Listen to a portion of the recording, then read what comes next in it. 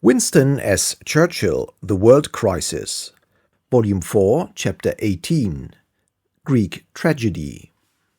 This story carries us back to classic times. It is true Greek tragedy, with chance as the ever-ready handmaid of fate. However, the Greek race might have altered in blood and quality. Their characteristics were found unchanged since the days of Alcibiades. As of old, they preferred faction above all other interests, and as of old, in their crisis, they had at their head one of the greatest of men. The interplay between the Greek love and party politics and the influence exercised over them by Venizelos constitutes the action of the piece. The scene and the lighting are the Great War, and the theme, how Greece gained the empire of her dreams in spite of herself and threw it away when she awoke. A prologue must be provided in the form of a retrospect. In 1908, the Greek monarchy was in dire straits. Ever since the king and the princes had commanded in the disastrous war against Turkey in 1897, their situation had been uncomfortable. They were bitterly attacked by the officers of the Greek army, and there was a strong anti-monarchical movement. It was proposed that they should not be allowed to hold any military command in case a war between the Balkan states and Turkey should break out. Many other similar humiliations were inflicted upon the reigning house. However, there arose in Crete a remarkable man molded on classic scale and design. He effected the liberation of Crete from Turkey by a rebellion in which he gained the support of the great powers. By his energies and their aid, Crete threw off the Turkish yoke, and as a stepping stone to reunion with Greece, gained autonomy under a Greek prince. In 1909, Venizelos passed from Crete to Greece. In 1910, he became prime minister. He purged and reformed the administration in all its branches. He reorganized the fleet under British and the army under French guidance. He restored the king to the head of the army. The sovereign having at his side this great constable swiftly regained popularity among the people. Greece enjoyed for some years the strongest of all political combinations for a small country, a constitutional monarch and a national leader, each working in his proper sphere and rendering loyalty and honor to the other. Venizelos formed the Balkan League and prepared and inspired the war upon Turkey, which followed in 1912. The Greeks, Serbs and Bulgarians, helped greatly by the fighting quality of the last, defeated Turkey, took Adrianople and Salonika, and nearly took Constantinople itself. Great extensions of territory had already been gained by these allies. The Bulgarians, demanding too much and ever forward in quarrels, were fallen upon by their confederates on the one hand and by Romania on the other. They were speedily overwhelmed by this combination, and were not only cut out of all territorial gains, but actually despoiled of their native province of Dobruja. In 2 years, the kingdom of Greece was nearly doubled in extent and population. Crete was reunited with the motherland, and not only Salonika, but Kavala was added to the Greek domain. Thus Constantine saw himself and his kingdom carried by an enormous stride towards the Greek dream of empire. At this point, Armageddon began. Earlier volumes have briefly described the attitude of Greece during the Great War. We may, however, display the claims of Venizelos upon the loyalty of the allies. Constantine married to the Kaiser's sister, and, under a profound impression of German military prestige and efficiency, believed throughout that Germany would win. His convictions were shared by the Greek general staff, but Venizelos judged by other standards. He proclaimed that right lay with the Allies. He discerned their future victory. England in all her wars, he said in a dark hour, has always gained one battle, the last. He acted upon these opinions. He so far persuaded and over-persuaded Constantine and his generals that late in August 1914, after the French had lost the battles of the frontiers and before the victory of the Marne, when it seemed that the Germans were marching on irresistibly to the capture of Paris, at this very moment he offered the naval and military forces of Greece to the Allies from the time when Great Britain should judge it expedient to call upon them. He took this step in the face of the implacable resentment of Bulgaria for the Balkan War, and before Turkey had attacked the Allies. Such a resolve, taken with sureness and deliberation in the teeth of such hazards by an experienced and established statesman, proves a prevision beyond compare. The story of the Dardanelles shows that Venizelos would always have been ready to participate in a well-planned attack by land and sea upon the Gallipoli Peninsula. British diplomacy, influenced to some extent by Russian misgivings, had rejected the Greek offer of assistance in the preceding autumn, and unless Constantine had been irrevocably committed to war against Germany, it seemed impossible to make the Greek government a party to our plans. The melancholy course of events at the Dardanelles and the incapacity which they revealed did not weaken the fidelity of Venizelos to the Allies. When the peril of Serbia by Bulgarian invasion drew nearer in the summer of 1915, he invoked the treaty binding Greece to come to the aid of Serbia and thus join in the general war. Constantine resisted. Venizelos resigned. As a result of a general election held in June, he was returned to power on August 23. He obtained from the king authority for general mobilization. Further than this, Constantine would not go.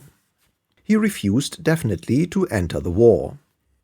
According to Venizelos, he explained this overriding of his prime minister, newly fortified by a national mandate, as follows. I recognize that I am bound to obey the popular verdict when it is a question of internal affairs.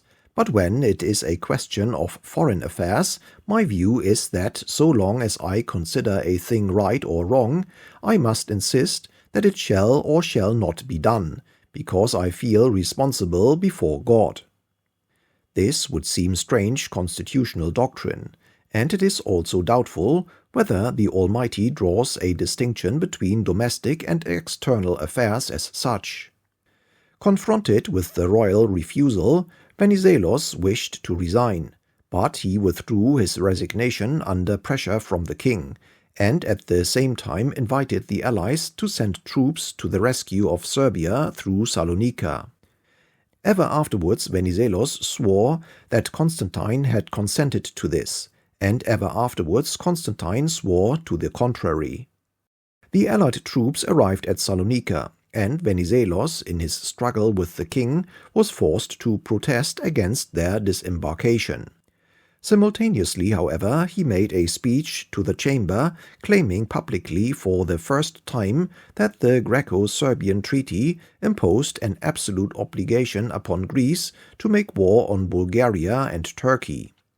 Though still supported by a majority in the chamber, he was dismissed from office by the king. The third phase of the dispute between king and minister was armed revolt. Venizelos, in September 1916, quitted Greece for Crete, where he set up a provisional government. Thence he descended upon Salonika, where a revolutionary government had already been instituted. Here he raised a Greek army in support of the Allies. The accession of the United States to the Allied cause produced a strong effect upon Greek public opinion. There was less dread, even in royalist circles, of being left at the end of the war on the side of a beaten England, in the face of a triumphant and remorseless Germany and revengeful Bulgaria. In June 1917, everyone being desperate, and the Greek situation increasingly favorable, the French, with keen British approval, occupied Athens and drove Constantine into exile. From that moment Venizelos controlled again the fortunes of Greece, and from that moment Greece shared the fortunes of the Allies. Greek divisions fought on the Salonika front. Greek warships joined the Allied fleet. Allied munitions and credits flowed into Greece during the war, and Venizelos carried his country to the council board of the victors after the armistice. His personal qualities, his prestige, the famous services he had rendered the Allies secured him a position almost of equality with the heads of the greatest victorious states. And with him his country mounted to dizzy heights and surveyed dazzling horizons. Meanwhile Constantine brooded in exile, and the Greek politicians who, if they had had their way, would have kept their country out of all share in the victory, or indeed involved it in defeat, awaited morosely the hour of revenge. It had seemed in Paris that the policy of Britain, France, and the United States would be to develop substantially the power and extent of Greece. They certainly showed themselves ready to use her. We have seen how Greek divisions were called upon to accompany the French in their ignominious incursion into the Ukraine, how they were authorized and encouraged to overrun and occupy Thrace, and above all, how they were launched into the fatal descent upon Smyrna. Venizelos had shown himself more than apt to obey these high commands, and although the Greek armies had been mobilized almost continuously for 10 years, they seemed at this time to be the only troops who would go anywhere or do anything. Thus, by the summer of 1919, the Greek forces were widely spread and deeply committed on Turkish soil. Venizelos, returning to Athens in December, was received with enthusiasm, but signs of strain, social, military, and economic, were already to be discerned in the structure of this small state and people. When in 1920, in the advent of the Treaty of Sèvres, Sir Henry Wilson and I expressed the British military view upon the Greek situation, the Prime Minister asked us to see Venizelos ourselves and to lay before him our misgivings. This we did with candor, asking such questions as, "How much is it costing you a day? How long have the soldiers been away from their families? What prospect is there of a real peace with Turkey?" and so on. We pointed out that though, or even if, the Greek troops could beat the Turks in their present condition in battle, this would mean for him no extrication from his danger.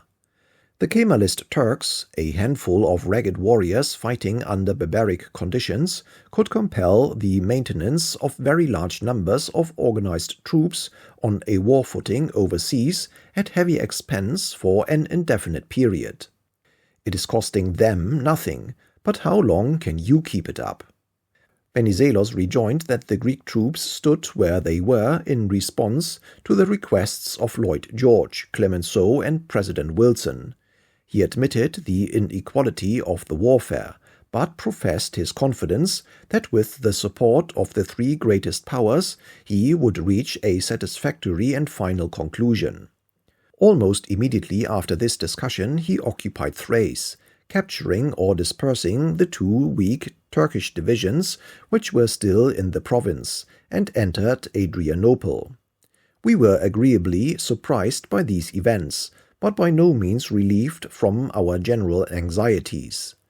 There followed the Treaty of Sèvres. A similar swift success had attended the northward advance of the Greek forces from the Smyrna province to drive away the Turks who were molesting the French and British lines across the Isthmian Peninsula.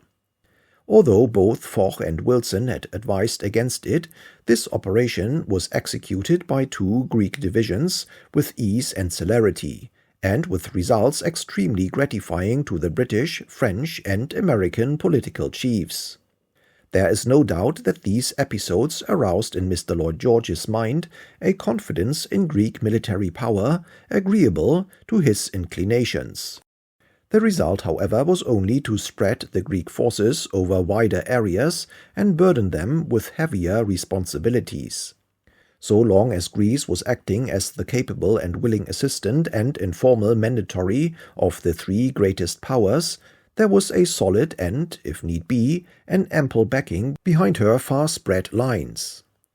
But now there occurred one of those apparitions of the unexpected without which no Greek tragedy could unfold itself. The Treaty of Sèvres was signed on August 10, 1920. Venizelos arrived in Athens in September, bringing home with him for the fourth time in his career the immense gains of triumphant war and policy. The admiration of the welcoming crowds was stimulated by his narrow escape a few weeks before from murder in a Paris railway station. He had carried his country, largely in spite of herself, to the highest pinnacle she has ever scaled in modern times. Great stakes were still on the board. Entangling commitments still gripped the armies and finances of Greece. But there seemed no reason why, sustained by the aid of the mightiest nations and their renowned leaders, the problems of the future should prove more formidable than those Venizelos had already successfully surmounted in the past. When in June 1917 King Constantine had been driven into exile by the imperious finger of Monsieur Jonat, the French High Commissioner, supported by the French Marines and allied naval power, his second son Alexander had been set up in his stead. This amiable youth, the victim of fate as well as of policy, had reigned for more than 3 years. Before the world storm swept him to the throne, he had fallen in love with an attractive young lady, Manos, the daughter of a small court official whose family history was by regal standards not particularly impressive. King Alexander would never have hesitated for a moment in a choice between his love and his throne. And since his morganatic marriage with Manos in November 1919, Venizelos had had to face a series of delicate and embarrassing political issues on this account. However, the statesman sympathized profoundly with the young couple, and amid the labors and excitements of treaty-making and the dark but distant clouds that lowered upon the Greek fronts, he made skillful exertions on their behalf. Constitutional niceties were in a fair way to adjustment. And at the time of Venizelos's homecoming, it seemed that within the widening boundaries of the Greek Empire there might well be room for a royal romance. On October 2, 1920, King Alexander, walking in the garden accompanied by his spaniel, paused to watch the antics of a pair of monkeys comprised among the less disciplined pets of the royal palace. The spaniel attacked the female monkey, and the male in retaliation attacked the king. It bit him in the leg. The wound, though peculiarly painful, was not judged serious by the physicians. But the bite festered, inflammation became acute, more dangerous symptoms supervened, and after 3 weeks of agony King Alexander expired in the arms of his bride, who might soon have become his consort. We have already seen how the escape of a single capital ship, the Goeben, spread measureless desolation through the southeast of Europe and through Asia Minor. It is perhaps no exaggeration to remark that 250,000 persons died of this monkey bite. The Greek constitution did not specifically prescribe that a general election should follow a demise of the crown, but the question of a successor was embarrassing. Venizelos seemed to have toyed with the idea of crowning the infant son of Madame Manos, with a consequential prolonged regency. It was, however, eventually decided to offer the throne to Prince Paul of Greece. Paul was living in Switzerland under the roof of his exiled father, and no doubt was inspired to reply that he could only accept after the Greek people had at an election definitely decided against both his father and his elder brother, Prince George. This forced a general election. Venizelos in no way shirked the issue. Buoyed by the evidence of his popularity and by the conviction that he had deserved well of the Greek people, He was willing that the issue should be put crudely to the electorate. Were they for the restoration of Constantine or not? It followed from this that all the supporters of the ex-king were free to return from exile or retirement and take an active part in the election. It might well have seemed that there could not be much doubt about the public choice upon the issue. Constantine versus Venizelos at a moment when the former was stultified and the latter vindicated by world events. But the imperious Cretan did not make sufficient allowances for the strain to which his small country had been put. For the resentments which the Allied blockade to make Greece enter the war had deeply planted, for the many discontents which arise under prolonged war conditions, for the oppressive conduct of many of his agents, for the complete absorption of his political opponents in party politics, and for their intense desire for office and revenge. During his enforced and continuous absence in Paris and London, the Greek people had lacked his personal inspiration and had felt the heavy hands of his subordinates. No one of authority in Greece or out of it seemed to doubt that a substantial Venizelist majority would be returned. But the election results, which came in during the evening of November 14, were a staggering surprise for all. Venizelos himself was unseated, and his followers commanded only 114 seats against an opposition of 250. Greek party politics are conducted in a high-pitched key. Venizelos at once announced that he would resign and leave the country, and he remained unmoved even by the poignant argument that he would be accused of running away and leaving his friends to be massacred. He declared that his presence could only be a cause of unrest and disorder. He placed his resignation in the hands of his old friend Admiral Konduriotis, indicated his successor, and quitted Greece for Italy on November 17 in a French yacht. Thus incontinently did the Greek people at the moment of their greatest hopes and fears deprive themselves of the commanding personality who had created the situation and by whom alone it might have been carried to success.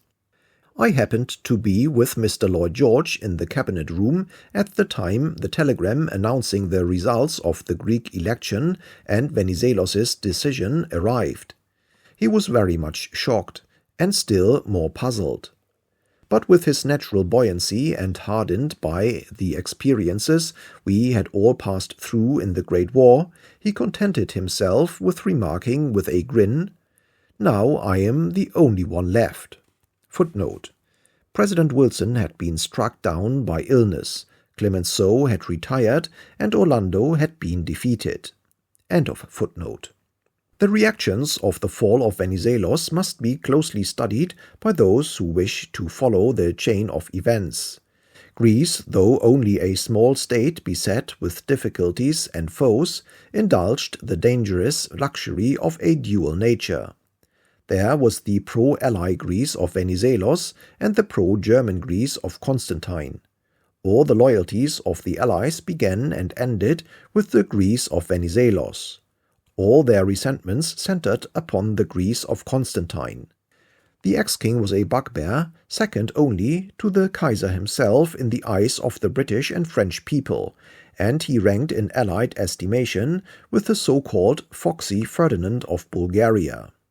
Here was a potentate who, against the wishes and the interests of his people, as we saw it, had for personal and family reasons thrown his country, or tried to throw it, on the enemy side, which had also turned out to be the losing side. It would be absurd to ask the British or French democracy to make sacrifices or efforts for a people whose real spirit was shown by their choice of such a man. The return of Constantine therefore dissolved all allied loyalties to Greece and cancelled all but legal obligations. In England the feeling was not resentment, but a total extinction of sympathy or even interest. In France a stronger displeasure was reinforced by other practical considerations. We have seen how the French were involved in difficulties with the Arabs in Syria and with the Turks in Cilicia. For the sake of Venizelos much had to be endured, but for Constantine less than nothing. Indeed, after the first astonishment had worn off, an air of relief became manifest in controlling circles. There was no need anymore to pursue an anti-Turkish policy. On the contrary, good relations with Turkey would be most conducive to French interests. The situation in the Levant could be relieved, and other positive advantages presented themselves. If Greece was free, everyone was free. Greece had in fact become a liberator. Just at the moment when her needs were greatest and her commitments were becoming most embarrassing to herself and to others, she had of her own free will sponged the slate. It is not every day the moral creditors are so accommodating. Lord Curzon, voicing the cool and dispassionate view of the Foreign Office, proposed a conditional support of Greece and even the recognition of Constantine, but the Allied Conference, which met in Paris on December 3, brushed such plans aside. The three great powers informed the Greek government that, although they had not wished to interfere in the internal affairs of Greece, the restoration to the throne of a king whose disloyal attitude and conduct towards the Allies during the war caused them great embarrassment and loss, could only be regarded by them as a ratification by Greece of his hostile acts. That this step would create a new and unfavorable situation in the relations between Greece and the Allies, and that the three governments reserved to themselves in that case complete liberty in dealing with the situation thus created. And on the next day they declared in a second note that, if Constantine returned to the throne, Greece would receive no further financial assistance of any kind from the Allies. In the teeth of this declaration, but much intimidated by the victorious monarchists, the Greeks, by an almost unanimous plebiscite, voted for the recall of Constantine. At the end of December, King Constantine and Queen Sophie and their children re-entered Athens, amid the same demonstrative rejoicings of the populace as had recently saluted Venizelos. Meanwhile, the new government busied themselves in expelling from every form of public employment all Venizelist officials, from bishops, judges, university professors, and schoolmasters, down even to the charwoman in the public offices. The Allied ministers remained in Athens under instructions to carry on formal relations with the government, but to ignore the king, the royal family, and the court. Henceforward Greece, riven internally, was to face her perils alone. The only rational object in expelling Venizelos and the only sane policy arising from it would have been to reduce promptly and ruthlessly the Greek commitments in Asia Minor. It was arguable that the great Cretan had ridden his small country too hard. Certainly it had thrown him during the triumphal procession. Now, stripped of British support and confronted by Italian rivalries and by what was soon to become marked French antagonism, one course alone was open to Constantine and his ministers: peace with Turkey on the best terms obtainable. The swift abandonment of every position in Asia Minor, the repatriation and demobilization of the armies, and the most drastic financial economies, were the logical and inevitable consequences of the decision which the Greek people had been invited to take and which they had taken. But these were the very decisions which the new regime was least inclined to take. They were in temper more expansionist than Venizelos himself. The military and political circles which rallied round the court pulsated with ambition. They would now show Greece how little Venizelos had had to do with her successes. The idea that they should give up what he had so surprisingly gained was intolerable to their pride, as it would have been fatal to their popularity. They proposed, on the contrary, to secure extensions of Greek territory in Asia Minor beyond anything Venizelos had deemed possible. They adopted the cry of "to Constantinople," to express their ultimate goal. Thus, when the Allies met in Paris on February 21, 1921, with timely if harsh resolve to revise the Treaty of Sèvres, particularly in respect of Smyrna and Thrace, the new Greek government rejected their proposals and declared that Greece was herself capable of holding unaided the territories awarded her by the treaty. At this moment, Greece was maintaining 200,000 troops in Asia Minor, at a cost of at least 250,000 a week. The Turks, in friendly negotiation with the French and encouraged by a treaty with Moscow, were growing constantly and rapidly in numbers and fighting power. Only pity must be felt for the mass of the Greek people at this point in their history. They were set tasks beyond their strength. They were asked questions which they were not competent to answer. They had no knowledge of the consequences inherent in the decisions they were led to take. They had endured a longer strain of war, mobilization, and war government than almost any other people in a war-wearied world. They were torn and baffled by faction. There were two hostile nations in the bosom of one small harassed state. And even under these distracting conditions, their armies maintained for a long period remarkable discipline and constancy. They were now to be launched upon an adventure at once more ambitious and more forlorn than any which we have yet described. The third act of the Greek tragedy must begin with a description of the attitude of some personalities in British politics. Being in complete disagreement with Mr. Lloyd George on Turco-Greek affairs, but preserving always an intimate and free intercourse with him, I, on more than one occasion during these years, invited him to state the foundations of his policy. He declared them with his usual good humor and tolerance of the opinion of a colleague, in these terms, and more or less in these words.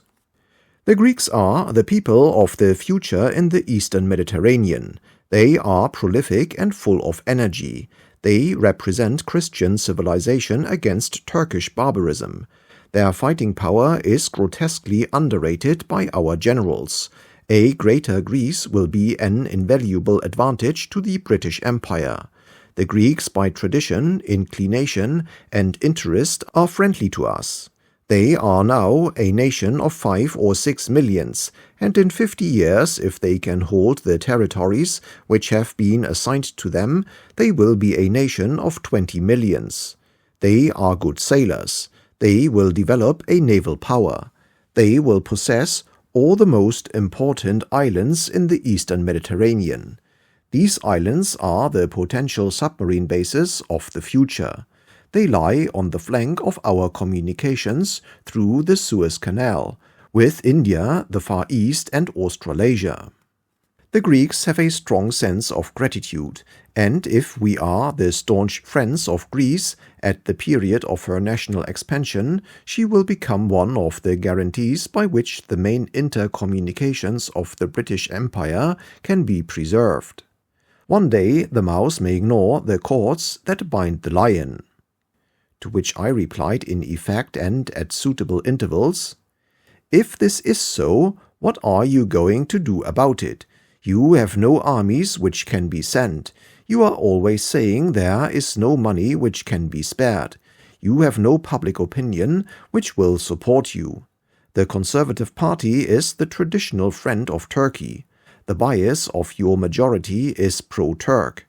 The bias of your cabinet is pro-Turk. The bias of your generals is pro-Turk. We are the greatest Mohammedan power in the world. Very deep oppositions will arise to any prolonged anti-Turkish or pro-Greek policy. Moreover, the Turks are very dangerous, because they are both fierce and ungentleable. If the Greeks try to conquer Turkey, they will be ruined. And now that Constantine has come back, you will never be allowed to help them effectively." I cannot pretend that this records the dialogue, but it is, in my opinion, a fair representation of two different points of view. Lord Curzon's line was broadly that a very cool, circumspect, but not unhelpful policy should be adopted towards the Greeks, that a friendly peace should be made with Turkey, but that at all costs the Turks should be expelled from Europe and Constantinople. Mr. Montagu, supported by all the forces which represent India, was for peace with Turkey on almost any terms. England should be the friend and head of the Moslem world, and above all, Constantinople should be restored to the Turks. The cabinet, as has been described, resolved against the Prime Minister and Lord Curzon upon Constantinople, and both these ministers accepted the decision. But upon action either to help the Greeks or to pacify the Turks, no coherent policy could be formulated, except the purely negative one of using neither British troops nor money and waiting upon events. This stagnation and arrest lasted for nearly 2 years, from the fall of Venizelos to the crisis of Chanak. But we are here concerned with the fortunes of the Greeks. There is no doubt that under the restored Constantine they made an intense and persevering national effort. Had they enjoyed the support in credit, munitions, and goodwill of the great powers, no one can say for certain that they could not have enforced a peace upon the Kemalist Turks, which would have secured them Thrace and a footing in Smyrna. Without any of these aids, they now proceeded to seek this peace at Angora with the sword. The question from which so many heart-burnings and reproaches have arisen is whether the British Prime Minister gave them personal and unwarranted encouragement in this enterprise. It is quite certain that according to all the canons of official diplomacy, they received no encouragement from His Majesty's government. They assuredly were warned and discouraged on every opportunity and through every available channel by the British War Office and General Staff. But of course they knew that the Prime Minister's heart was with them and that he ardently desired their victory. Lloyd George was the only Englishman known in Greece, and he appeared to their eyes as the successor of Canning and Gladstone. His achievements in the Great War, his prestige in Europe, his unquestioned mastery at the time in England, his own resourcefulness and willpower, his known and evident partisanship created in Greek minds a sense of vague but potent confidence. Although, thought they, nothing definite has been said and no agreement has been made, the great man is with us, and in his own way and in his own time and by his own wizardry he will bring us the vital aid we need. Now this was the worst of all possible situations.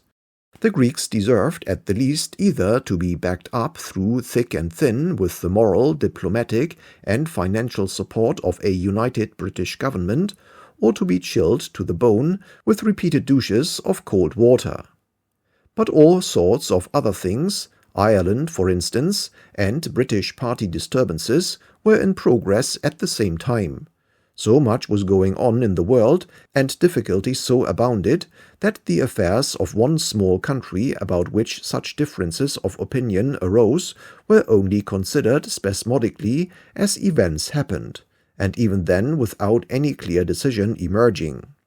After all, Constantine and his government had acted on their own responsibility. They were entitled to form their own view of what the eventual action of any of the great powers towards their enterprise would be. But they alone were the party who had to decide, and it was their skins in the first place that were at stake. The sentimental support of an eminent man may be a powerful encouragement, but it is no substitute for treaties, agreements, or formal diplomatic communications. However, on June 11, King Constantine in person assumed the command at Smyrna, and in July the fourth Greek attack upon the Turks in Asia Minor began. I feel entitled at this point to set forth my own view and action. I have been freely represented as the advocate of violent policies in every quarter and on every occasion, and so far I have never attempted any detailed explanation of my course. Lord Curzon's able biographer, with the fullest knowledge of the official archives and much freedom in their use, has suggested not obscurely that the words firebrand and warmonger may be justly applied to me in this connection. I shall therefore make the facts plain. I must begin by reminding the reader of the general statement of policy set forth by the General Staff upon my authority in December 1919, which has been summarized in Chapter 17. And secondly, to my letter to the Prime Minister of March 1920, printed on page 257. The following are the views which I put on record on February 22, 1921, at the time of the Allied Conference upon the revision of the Treaty of Sèvres, and again on June 11, 1921, before the Greeks started their march to Angora. Mr. Churchill to the Prime Minister, February 22, 1921. I did not want to renew the argument about policy this morning. You have the power to decide the British policy, and I can only wait anxiously for the results. The kind of people whose opinions on the questions at issue ought to weigh with you are the following: the Viceroy and Government of India, George Lloyd, the Governor of Bombay, the Viceroy-designate of India, L.D. Allenby and Sir Percy Cox, the officials of the new Middle Eastern Department, Mr. Shuckburgh, Colonel Lawrence, Major Young, the General Staff in all its branches and representatives, the High Commissioner at Constantinople and General Harrington, Montagu with his special position and knowledge, true and proved friends of Britain like the Aga Khan. I have yet to meet a British official personage who does not think that our Eastern and Middle Eastern affairs would be enormously eased and helped by arriving at a peace with Turkey. The alternative of the renewal of war causes me the deepest misgivings. I dare say the Greeks may scatter the Turkish nationalists on their immediate front, and may penetrate some distance into Turkey. But the more country they hold, and the longer they remain in it, the more costly to them. The reactions from this state of affairs fall mainly upon us, and to a lesser extent on the French. They are all unfavorable. The Turks will be thrown into the arms of the Bolsheviks. Mesopotamia will be disturbed at the critical period of the reduction of the army there. It will probably be quite impossible to hold Mosul and Baghdad without a powerful and expensive army. The general alienation of Mohammedan sentiment from Great Britain will continue to work evil consequences in every direction. The French and Italians will make their own explanations, and we shall be everywhere represented as the chief enemy of Islam. Further misfortunes will fall upon the Armenians. In these circumstances it seems to me a fearful responsibility to let loose the Greeks and to reopen the war. I am deeply grieved at the prospect, and at finding myself so utterly without power to influence your mind even in regard to matters with which my duties are specially concerned. All the more am I distressed because of my desire to aid you in any way open to me in the many matters in which we are agreed, and because of our long friendship and my admiration for your genius and work. In the early part of June, the Prime Minister held a conference at Chequers, at which we agreed in principle upon putting pressure equally upon both sides to come to a settlement. Mr. Churchill to the Prime Minister, June 11, 1921. I have had a talk this morning with Venizelos. I explained to him the conclusions of our conference at Chequers, and he was in agreement with them. I agree with you that we should say to Constantine, "Here are the terms which we think should be offered to Kemal now. If you accept them, we will put them before Kemal, if possible in conjunction with France. We should tell Kemal that if he refuses them, we shall help the Greeks in every possible way, and that if the Greeks gain a success, the terms will have to be altered proportionately to Kemal's disadvantage." We should further tell Constantine that he should delay his offensive until he has reorganized his army by the reinstatement of competent Venizelist generals.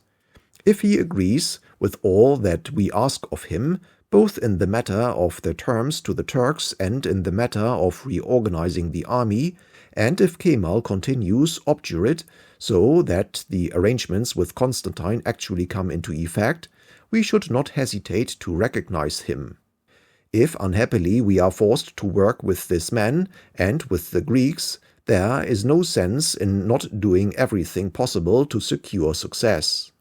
Half measures and half-hearted support have been the bane of all the policy we have pursued, whether towards Russia or Turkey since the armistice, and they have conducted us to our present disastrous position.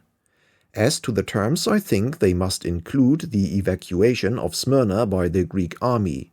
I do not think anything less than that gives a fair chance of winning French cooperation or of procuring Kemalist agreement. The question of the guarantees to be taken either by a local force or by an international force for the protection of the lives of the Christians need not be finally decided at this stage. But I agree with you that effective guarantees must be obtained to prevent massacre. I do not think there is any time to lose. If the Greeks go off on another half-cock offensive, the last card will be played and lost, and we shall neither have a Turkish peace nor a Greek army. In taking the line I am now doing on the Greco-Turkish problem, I am sure you will understand that my view as to the objective at which we are aiming has never altered. It has always been, and it is still, the making of a peace with Turkey, which shall be a real peace and one achieved at the earliest possible moment. I entirely disagree, as you know, and as I have repeatedly placed on record, with the whole policy of the Treaty of Sèvres. And the results which have arisen from it have been those which I have again and again ventured to predict. But in the difficult situation in which we now stand, I am doing my utmost to find a way out of our embarrassments, which will not leave us absolutely defenseless before an exultant and unreasonable antagonist. And again by official minute of June 25, 1921, to Prime Minister and Lord Curzon, June 25, 1921. If it be true, as seems probable from the newspapers, that the Greeks are going to refuse our offer of mediation, I do earnestly hope we shall not hesitate to make our policy effective. If they go on against the wishes of England and France, and without any moral support, and get beaten or at the very best entangled, our affairs will suffer terribly, as we shall have an absolutely unreasonable Kemal to deal with. I am sure the path of courage is the path of safety. The Prime Minister said the other day at Cabinet that we would agree to any even-handed policy as regards the two sides. I think we should ask the French whether they will join with us in letting the Greeks know that unless they put themselves in our hands, as we suggested, we shall definitely intervene to stop the war by blockading Smyrna to Greek ships. This threat is bound to be decisive, as what can they do? Nor will it cost us anything, as the Mediterranean fleet is overwhelmingly strong and is in the Mediterranean already. I think everybody here would approve of our stopping the war. As the counterpart to this, we should make it clear to the Greeks that if they do put themselves in our hands and Kemal is unreasonable, we will give them effective support, including the full use of the naval blockade weapon against the Turks. I am deeply alarmed at the idea of the Greeks starting off in a disheartened manner on this new offensive. It may produce irretrievable disaster if it fails. It simply means that all the policy we agreed upon at Chequers comes to naught. I may add that if the French decline to participate in the naval blockade, either of Greece or Turkey, as the case may be, I shall still be in favor of our going on alone, as we are fully possessed of the means to do all that is necessary and to do it quite quickly." However, the Greek army was already marching steadily forward through harsh and difficult country to engage in the greatest campaign undertaken by Greece since classic times. This episode deserves a more detailed description than it has usually received. Before the initial movements, the Greeks were assembled in two groups. The right, or southern, consisting of 7 divisions and a cavalry brigade, 32,000 rifles and 1,000 sabres, concentrated near Uşak on the railway. The left, or northern, of 4 divisions, about 18,000 rifles, gathered at Broussa. The interval of about 40 miles between these two important forces was covered by a line of posts which stretched from the coast of the Marmara to the south of Smyrna. The Turks were also arranged in 2 groups, the northern of 6 divisions and 3 cavalry divisions, comprising 23,000 rifles, the cavalry being mounted infantry, between Eskişehir on the railway and the Marmara, and the southern group of 10 divisions and 2 cavalry divisions, comprising 25,000 rifles, the greater part around Kütahya on the railway but extending as far as Afyon-Karahisar and beyond. The Greeks were slightly superior in numbers, 51,000 against 48,000. They had also an advantage of 3-2 in guns and 8-3 in machine guns, and were better provided with aeroplanes and technical stores. The Turks had, however, another 3 divisions, 8,000 rifles, in reserve behind Angora, and 2 divisions, 5,000 rifles, to the southeast in Cilicia, and 3 more divisions and 2 cavalry divisions, 6,500 rifles, 170 miles east of Angora in the Amasya area. The Greek object was to destroy the Turkish army and to occupy Angora, but as the Smyrna-Angora railway, which was the only railway line available for the campaign, departing from its general east and west direction, ran roughly north and south behind the Turkish front between Afyon-Karahisar and Eskişehir, it was necessary as a first step to drive the Turks from this sector, annihilating them if possible, before the advance on Angora could be executed. The operations were begun by a feint. On July 9, the Greek left group moved 2 divisions eastward from Broussa to hold the Turkish northern group to its position, whilst the other 2 marched southeastward towards Kütahya to cooperate with the right wing of the army. 3 days later, 3 divisions of the Greek right group attacked the Turks at Afyon-Karahisar and defeated them. The clearing of the railway to Eskişehir was now begun, leaving 1 division at Afyon-Karahisar. The rest of the right group and the 2 divisions of the left, which had come southward closed on Kütahya, drove off the Turks and entered it on the 17th. The Turks retreated on and beyond Eskişehir, which the Greeks occupied on the 20th. King Constantine reached the front on this day from Athens to take command in person. On the 21st, the Turks made a general attack. They were counterattacked and repulsed all along the line, and retired 30 miles on a position behind the Sakarya River, 50 miles from Angora and covering the approach to their capital. The Greeks had gained a strategic and tactical success. They had gained possession of the railway for the further advance, but they had not destroyed the Turkish army or any part of it. The losses on both sides in killed and wounded were about the same, 7,000 to 8,000, but the Turks had in addition lost 4,000 prisoners.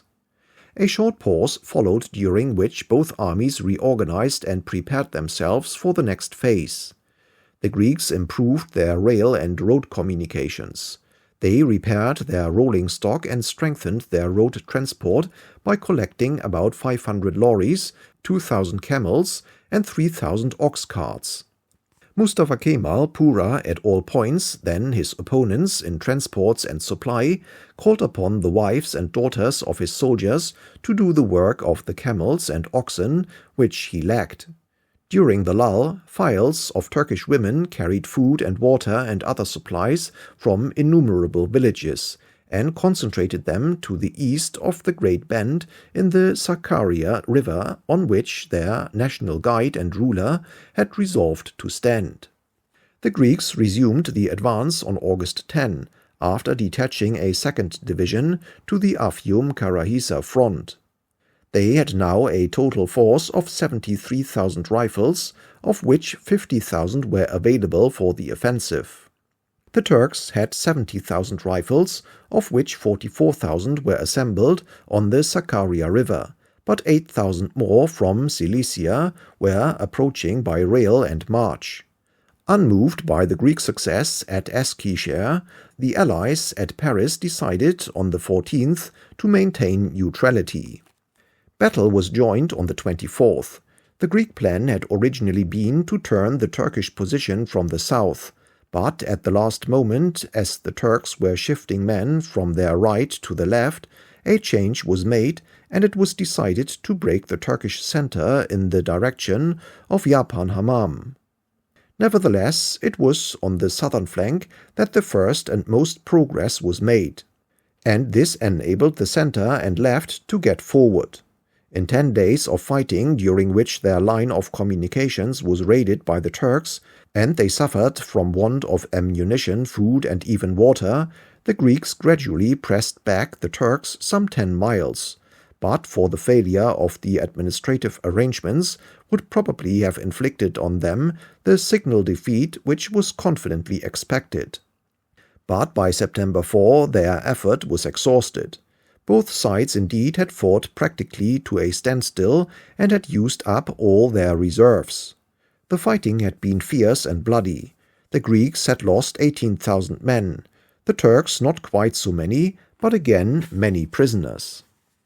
Both armies were, in being, nearly equal in numbers, and after rest fit to continue the contest.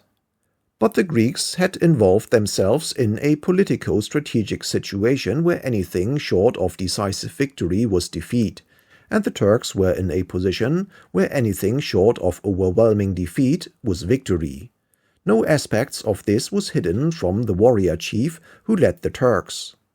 Until September 9, both sides were busy reorganizing, but on that day Kemal, after being in doubt as to whether the Greeks were merely resting, preparing for a fresh attack, or retiring, came to the conclusion that their offensive had come to an end, and ordered a general counterattack. The Greeks resisted stubbornly with success, but the strategic situation was too perilous, and on the evening of September 11, King Constantine decided to retire to the west of the Sakarya River. The withdrawal was skillfully executed, but it proclaimed the failure of the Greek campaign. The armies remained in presence astride the railway on a line running south from Eskişehir. Now again there was a chance for intervention. I circulated the following printed memorandum. On Greece and Turkey, September 26, 1921. The serious reverse which the Greeks have sustained in their attempt to take Angora should add another to the long series of opportunities which have occurred for making a good settlement in the East. It will indeed be disgraceful if we do not make a real effort now to secure such a settlement. The waste and ruin by which the whole of this part of the East is ravaged, and its reaction upon the general impoverishment of the worlds, is in itself a sufficient reason. Is it not, therefore, the very moment now for decided intervention to secure a settlement, whether for the sake of Greece or for the sake of Turkey? It may well be that this further spell of bloody and disappointing fighting may have induced the wish for peace on both sides. Mustafa Kemal may no longer be in the unreasonable mood in which the Bekir-Sami negotiations were conducted, and the Greeks must be getting nearer and nearer to bankruptcy and revolution. Now is the time to address ourselves to both sides in the mood which we had reached before the Greek resumption of the offensive. No doubt the terms proposed would have to be remodeled. But having decided ourselves what we think is reasonable, we ought to press upon both sides to the utmost limit of our force, not excluding a blockade of the Piraeus if Greece is unreasonable, or direct assistance in money and supplies to her if Turkey is unreasonable. We seem to have done absolutely nothing during the last 3 months but watch the progress of this disastrous conflict, and if we continue in this attitude, we shall certainly find ourselves formidably disturbed in Mesopotamia. But nothing was done, and for a while nothing happened. We entered a period of false calm. There was a pause in the march of events, an interlude in discussion, a gap in policy. The next chapter will explain how the gap was filled, but before the final blows are struck, it will be convenient to outline, however briefly, the subsidiary Armenian tragedy which accompanied the revival of the Turkish power. The events which have been described in Russia and in Turkey, and which were soon to be ratified by new disasters, were fatal to the Armenian people. The Great War had carried them through hideous slaughters to the fairest and broadest hope they had ever known, and then abruptly laid them, it may well be forever, in the dust. The age-long misfortunes of the Armenian race have arisen mainly from the physical structure of their home. Upon the lofty tableland of Armenia, stretching across the base of the Asia Minor Peninsula, are imposed a series of mountain ranges having a general direction east and west. The valleys between these mountains have from time immemorial been the pathways of every invasion or counterattack between Asia Minor in the west and Persia and Central Asia in the east. In antiquity, the Medes, the Persians, the Romans, in the early centuries of the Christian era, the Persian Sassanids and Eastern Roman emperors, and in the Middle Ages successive waves of Mongols and Turks, Seljuk and Osmanli, invaded, conquered, partitioned, yielded and reconquered the rugged regions in which an ill-starred race strove ceaselessly for life and independence. And after the rise of Russia to power, the struggle for possession of the Armenian regions, as containing the natural frontiers of their own domains, was continued by Russia, Persia, and the Ottoman Empire. At the moment when the Great War began, Armenia, divided between Russia and Turkey, repressed by force or actual massacre, had no defense but secret societies and no weapons but intrigue and assassination. The war drew upon them a new train of evils. After the Balkan Wars, the Pan-Turks cast away both Ottomanization and Turkification as means of recreating the state. They attributed the disasters which the Turkish Empire had sustained in part to the opposition of the non-Turkish races in their midst. In blunt but significant language, they concluded that these races were not worth considering. They were worse than encumbrances. They could go to the devil. The recreated state for which patriotic Turks hoped must be formed by Turks alone. The goal, if attainable, could be reached only by a long road and a heart. The sooner, therefore, the Turkish people set out upon it in deadly earnest, the better. The Turks took this road from 1912 onwards, and the fact that they had done so went long unrecognized in Europe. The Armenians were, however, better informed.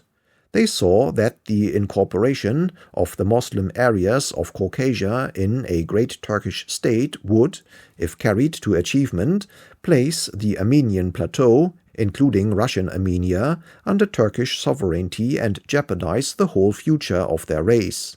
The outbreak of the Great War brought these issues to a head. The Turkish government, in furtherance of their own aims, tried to secure Armenian support against Russia, particularly the support of Russian Armenians. A grim alternative was presented to the Armenian leaders. Should they throw their national weight, as far as it lay in their power, on the side of Russia or of Turkey, or should they let their people be divided and driven into battle against each other? They took the remarkable decision that if war should come, their people in Turkey and in Russia should do their duty to their respective governments. They thought it better to phrase fratricidal strife in the quarrels of others than to stake their existence upon the victory of either side. When Turkey attacked Russian Armenia, the Tsar's government, fearing that a successful defense of Caucasia by Armenians would dangerously inflame the nationalist aspirations of the race, conveyed 150,000 Armenian conscripts to the Polish and Galician fronts and brought other Russian troops to defend Armenian hearths and homes in Caucasia. Few of these 150,000 Armenian soldiers survived the European battles or were able to return to Caucasia before the end of the war. This was hard measure, but worse remained.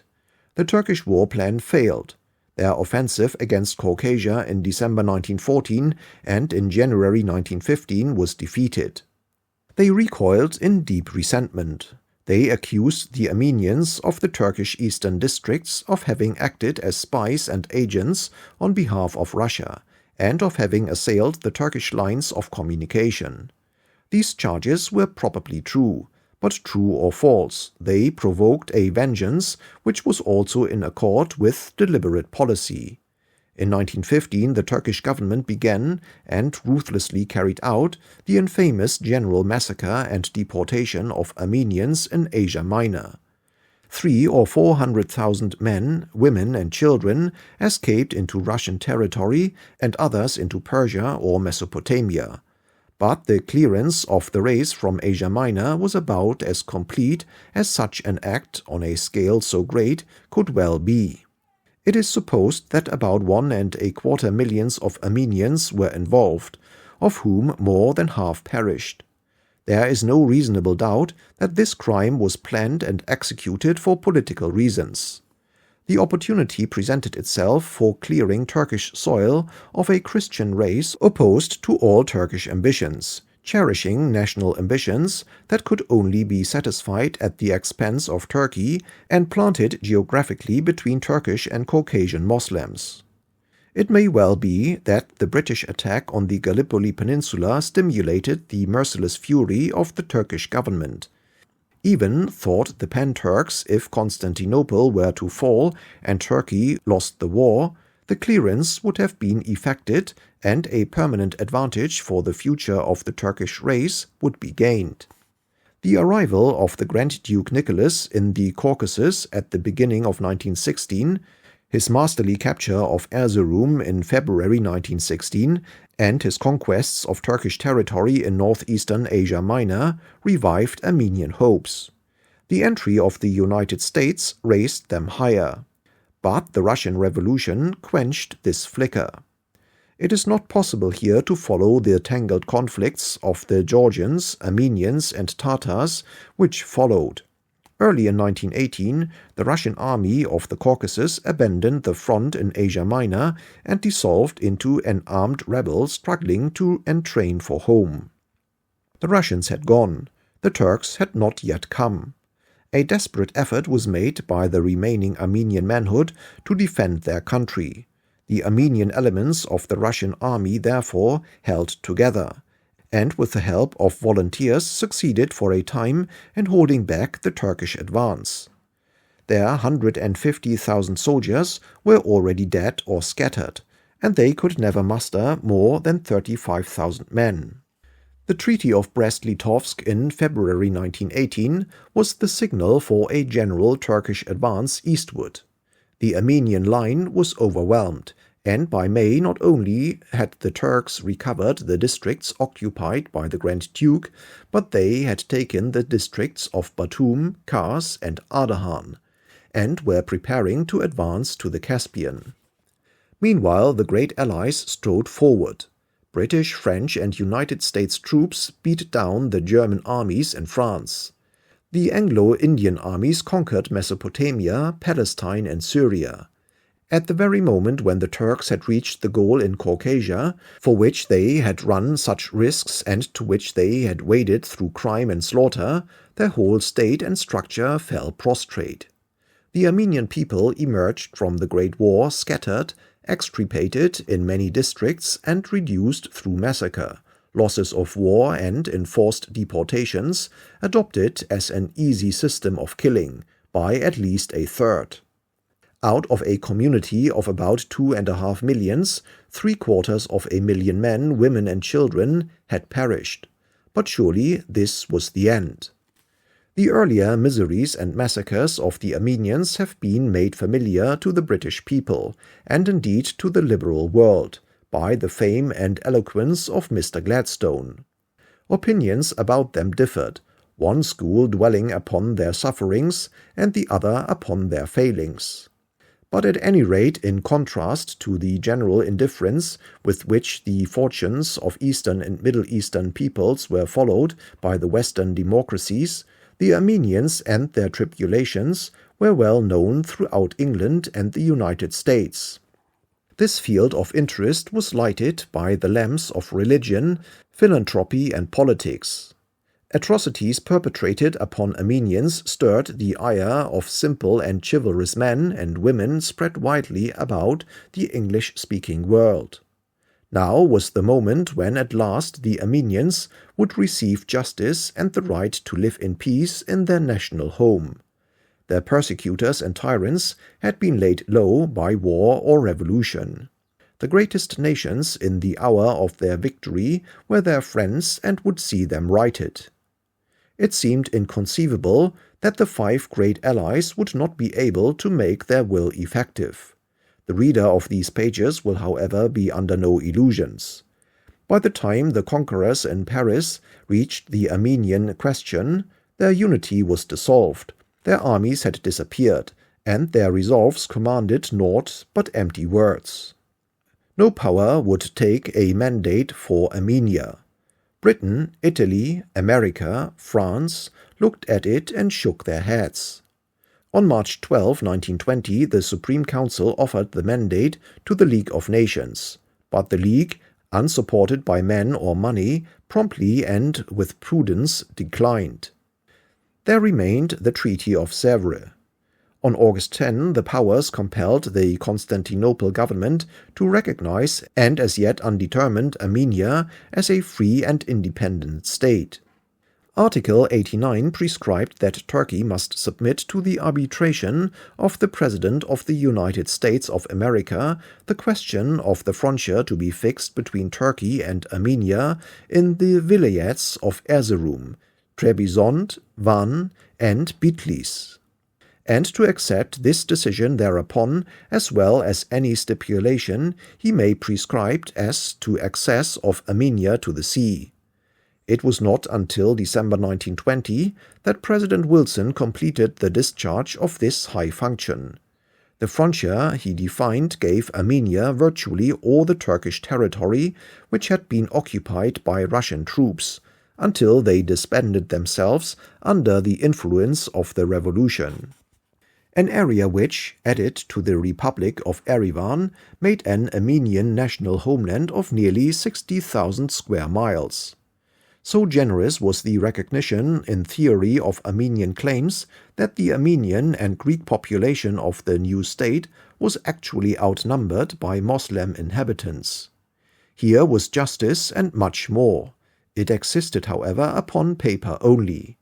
Already nearly a year before, in January 1920, the Turks had attacked the French in Cilicia, driven them out of the Marash district, and massacred nearly 50,000 Armenian inhabitants. In May, Bolshevik troops invaded and subjugated the Republic of Erivan. In September, by collusion between the Bolsheviks and Turks, Erivan was delivered to the Turkish nationalists, and, as in Cilicia, another extensive massacre of Armenians accompanied the military operations. Even the hope that a small autonomous Armenian province might eventually be established in Cilicia under French protection was destroyed. In October, France, by the Agreement of Angora, undertook to evacuate Cilicia completely. In the Treaty of Lausanne, which registered the final peace between Turkey and the great powers, history will search in vain for the word Armenia.